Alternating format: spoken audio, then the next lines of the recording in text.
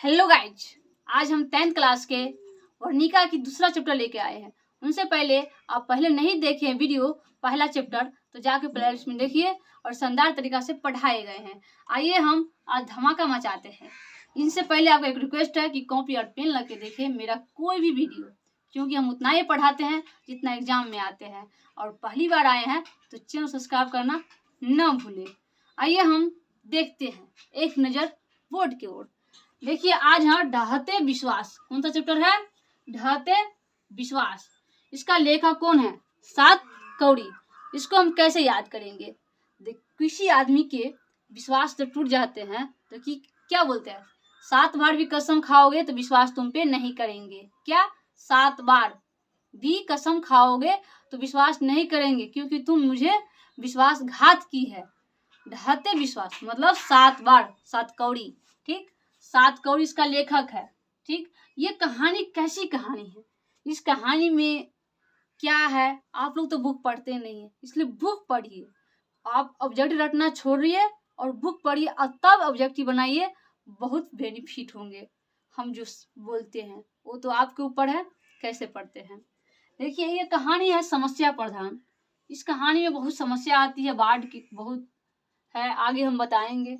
Exam में पूछा जाता है, ये मत समझिए कि नहीं पूछा। कूदे कि ढहते विश्वास कैसी कहानी है? चिंतन कहानी है, प्रगतिशील या सामाजिक या समस्या प्रधान? तो किस में मारेंगे? समस्या प्रधान में। अगला देखिए, ये भाषा कौन सी भाषा में लिखा गया कहानी है? उड़िया। इसको याद करेंगे कैसे? ढहते विश्वास को हवा में उड़ा दिया। क्या बात को जब इस विश्वास ही नहीं रहा तो उस बात को क्या करे? हवा में उड़ा दिया, मतलब उड़िया। कैसा भाषा, कौन सी भाषा में कहानी लिखी गई है? उड़िया। और देखिए अगला, इसको कहानी को संपादित किसने किया था? तो राजेंद्र प्रसाद मिश्र। लेखक बोले तो 7 कौड़ी, लेकिन संपादित किसने किया था? राजेंद्र प्रसाद मिश्र। आप नोट कीजिए कॉपी में, ठीक, क्योंकि बहुत इंपोर्टेंट है। और 7 कौड़ी, इसका लेखक कौन है? 7 कौड़ी, ये तो बता दिए हैं। और इसका जन्म कब हुआ था? तो 1929 में। कब? 1929 में। कहाँ? उड़ीसा में। ऐसे भी याद कर सकते हैं। इस भाषा है कहानी उड़िया। इसका जन्म भी हुआ था कहाँ? उड़ीसा में। कहाँ? मयूरभंज प्रांत में। देखिए इतना, ये सब क्या है उसका, कहाँ जन्म हुआ, कैसे हुआ, वो बताए हैं, वो नोट कर लीजिए। अब हम कहानी की ओर चलते हैं। आइए हम देखते हैं बहुत सरल भाषा में। और पहली बार आए हैं तो चैनल सब्सक्राइब करना ना भूलें, क्योंकि आपका एक सब्सक्राइब मेरा अगला वीडियो बनाने का क्या मोटिवेट करते हैं। इसीलिए सपोर्ट कीजिए और हम ऐसे से बेहतर वीडियो आपको हम अपलोड करेंगे। आइए हम कहानी सुनते। बहुत अच्छी कहानी एक बहुत समस्या प्रधान कहानी है। और ये भी जानेंगे ढहते विश्वास पड़े तो कैसे। इस गांव में एक मंदिर थी। क्या थी? मंदिर। मंदिर का नाम क्या था? माँ चंडेश्वरी मंदिर। कौन मंदिर थी? माँ चंडेश्वरी मंदिर। इस गांव में बहुत बाढ़ आते थे, बहुत सुखाड़, तूफान, आंधी आते थे। तो ये लोग सब बोलते थे, क्या जो माता रानी की मंदिर होते हुए ये सब हो तो विश्वास करना बहुत खराब है ना। कोई भी इंसान जब भगवान के चरण सामने में कोई घटना हो जाए तो क्या बोलते कि भगवान होते हुए ये घटना हो गया, बहुत अनिश्चित है कि नहीं? बोलते होंगे आप लोग, शायद हम भी बोलते हैं। आइए उसी मंदिर के गांव थे उस गांव में, और उस गांव में बाढ़ आते थे, सुखाड़ सब। इस आदमी को क्या हुआ था? विश्वास टूट गया था कि मंदिर होते हुए इतना सुखाड़ बाढ़ आते हैं। इसलिए इसका कहानी का नाम भी पड़ा है ढहते विश्वास। इस गांव में सबसे मुख्य पात्र कौन है? लक्ष्मी, एक कन्या है जो शादी होती है इसी गांव में इस लड़के से। लक्ष्मी नाम है। उस आपसे पूछ दे एग्जाम में कि इस कहानी के मुख्य पात्र कौन है, तो लक्ष्मी। याद कीजिए कौन? लक्ष्मी। लक्ष्मी थी, इसकी पति थी लक्ष्मण। इसका पति का क्या नाम था? लक्ष्मण। ये लक्ष्मण नौकरी करता था कहाँ? कोलकाता में। ये सब ऑब्जेक्टिव बहुत काम आएंगे, इसलिए मेरा एक भी जो बोल रहे हैं इम्पोर्टेंट बोल रहे हैं, इसलिए नोट कीजिए, ठीक ना। कह दे कि लक्ष्मी की पति का क्या नाम था? तो लक्ष्मण। लक्ष्मण कहाँ काम करता था? कोलकाता में नौकरी करता था। क्या? कलकत्ता में नौकरी करते थे, ठीक ना। ये कहानी चिंतन प्रधान कहानी है या समस्या प्रधान कहानी बोलो, क्योंकि इस बाढ़ आते थे सबको चिंता होते थे कि बाढ़ आ गया, कैसे रहेंगे, कैसे समाज, सबको टेंशन होते थे। अगला देखिए, क्या इस लक्ष्मी के पास क्या 1 बीघा खेती था? एग्जाम में पूछ दे कि लक्ष्मी के पास कितने बीघे खेत थे? 1। आप ये कहानी सुनिए और तब ऑब्जेक्टिव बनाइएगा, देखना 100% आपको ऑब्जेक्टिव बन जाएंगे, 100% गारंटी के साथ बोल रहे हैं। ठीक, आपसे पूछ दे लक्ष्मी के पति का क्या नाम था? लक्ष्मण। लक्ष्मण कहाँ काम करते थे? कलकत्ता में। और लक्ष्मी के पास कितने खेती थे? 1 बीघा। इसको काम तो करते थे लेकिन उनसे परिवार को भरण पोषण नहीं चलता था। उसी के साथ लक्ष्मी भी अपने परिवार को चलाने के लिए काम करती थी। किसके पास? तहसीलदार साहब के घर। पूछ दे लक्ष्मी कहाँ काम करती थी? तहसीलदार साहब की घर। अपने बच्चे को भरण पोषण के लिए काज किया करते थे। ठीक, और उसी दौरान क्या उस गांव में जब लक्ष्मी अपनी ससुराल आती है तो बहुत बाढ़ उड़ उसी दौरान आ जाती है। पहली बार जो कोई ससुराल आते हैं तो बहुत डर होते कि नहीं? उसी दौरान इसको भी डर हुआ। किसको?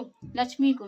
लक्ष्मी जीवन में 28 साल तक कोई वर्षा नहीं देखी, बाढ़ नहीं देखी। वर्षा तो देखी होगी, बाढ़ नहीं देखी। कितने साल तक? 28 वर्ष तक। लक्ष्मी का घर थी देवी नदी के बांध के नीचे। ये बांध कैसी है? याद करो, पूछ दे कि लक्ष्मी घर किसके नीचे थी? देवी नदी के नीचे, दलई बांध के पास। देवी नदी के नीचे और दलई बांध के पास। पूछ दे कि लक्ष्मी की घर किसके पास थी? तो दलई बांध के पास। किसके नीचे? देवी नदी के नीचे। ठीक, और आगे देखिए लक्ष्मी के क्या थी? 3 बच्चे थे। कितने बच्चे? 3 बच्चे। कितने बच्चे थे? 3 बच्चे, जिसमें 2 लड़की और 1 लड़का। इस लड़का का नाम था बड़े बेटा का क्या नाम था? अच्युत। अच्युत। आपसे पूछ दे कि लक्ष्मी की बड़ी बेटा मतलब बड़ा बेटा को क्या नाम था? अच्युत। क्या नाम था? अच्युत। ठीक, अच्युत नाम था। इनको क्या हुआ, जब ये लड़का बांध टूट रहे थे, कौन? दलई बांध, तो उसका पास घर था। एक और बांध मिलेगा, कौन? हीराकुंड बांध। हीराकुंड बांध टूट रहे थे तो ये लड़का और इनके गांव के एक लड़का था गुणनिधि, ये सभी मिल के बांध को बांध रहा था पत्थर से। क्या? बांध को। पूछ दे कि गुणनिधि किस बांध को बाढ़ आने से गांव में पूरे हल्ला कर दिया कि गांव में पानी आ रहा है, पूरे गांव को सतर्क कर दिया। कौन? गुणनिधि। कहते गांव का एक लड़का था, उसका नाम क्या था? गुणनिधि। ये देख रहे हैं ना चित्र, समझाने के लिए बताए हैं, समझिए, वही हमारे लिए बहुत काफी है। ठीक ना? कहते गांव का लड़का क्या नाम था? गुणनिधि। गुणनिधि ने गांव में गया और सबको बताया कि गांव में पानी आने वाले हैं, सतर्क हो जाइए, बाढ़ आने। तो ये सब गांव को सतर्क कर दिया। इनके साथ सहयोग देने के लिए लक्ष्मी की बड़े बेटा अच्युत। कहा दे लक्ष्मी के बड़े बेटा क्या नाम था? अच्युत। लक्ष्मी के कितने बच्चे थे? 3। कितने पुत्र थे? 1। कितनी पुत्रियां थी? 2। ठीक, इतना याद करना। इसी हीराकुंड के बांध को बांधते समय लक्ष्मी की ससुर को शहीद हो गए। ये बहुत एग्जाम पूछे गए कि लक्ष्मी के ससुर किस में शहीद हो गए? तो हीराकुंड बांध बांधते समय पत्थर से दबकर क्या हो गया? मृत्यु हो गया। जब बाढ़ आया, खूब धीरे धीरे गांव में बाढ़ घुस गए तो लक्ष्मी एक ऊंचे स्थान टीले पर चल गए, जो सबसे बड़ा ऊंचा था, मंदिर थे वो सबसे ऊंचा। सब गांव के लोग गए। धीरे धीरे क्या हुआ, बाढ़ बहुत भयानक आ गए। उनके कारण क्या हो गया, उसको पैर फिसल गया। पैर फिसलने के दौरान दहते दहते एक पीपल के पेड़ पर लटक गई। किसके पेड़? पीपल की पेड़। पीपल नहीं, बरगद की पेड़। किसके पेड़ पर? बरगद की पेड़ पर। आपसे पूछ दे कि लक्ष्मी किसके पास जाके लटक गई थी? तो बरगद के पेड़। एक बच्चे गोद में लिए और 2 बच्चे थे, तो एक बच्चे के लिपटे ही लटक गए थे, और जितने गाय भैंसी थे सबको खोल दिए थे जब बाढ़ आए तो उसे खुलेआम।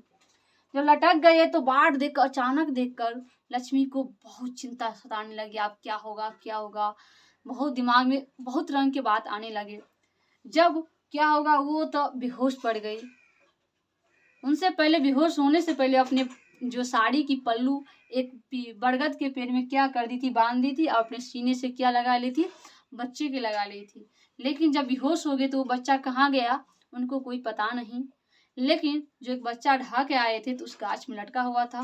जब उसका एक खुला आंखें तो बहुत चिंतन में हो गए थे। अचानक दिमाग में क्या आ गया, वो तो जिसको ऊपर दर्द पड़ता वही जानते हैं।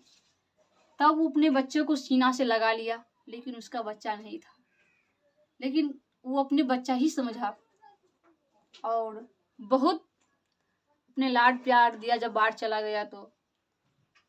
और बहुत शानदार तरीका से ये कहानी है, इंटरेस्टिंग है, लेकिन छोटा सा बोर्ड है उतना तो बता नहीं सकेंगे।